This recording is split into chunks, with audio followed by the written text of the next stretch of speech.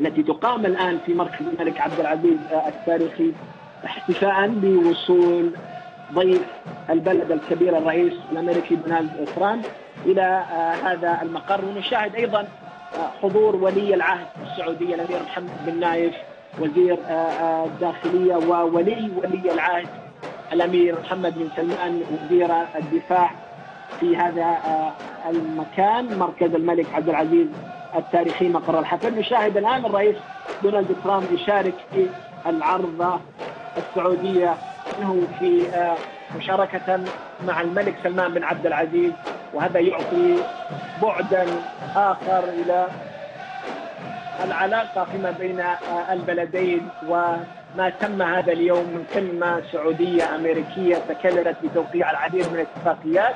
نشاهد الآن تأدية العرضة السعودية في مركز الملك عبد العزيز التاريخي. إذا بالفعل هو يوم تاريخي مثل ما تحدث به وزير الخارجية السعودي عادل الجبير.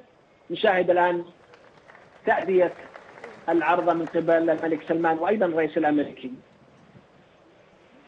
كل هذه الفعاليات تتم في مركز الملك عبد العزيز التاريخي في حي المربع. هذا المركز التاريخي أو مركز الملك عبد العزيز التاريخي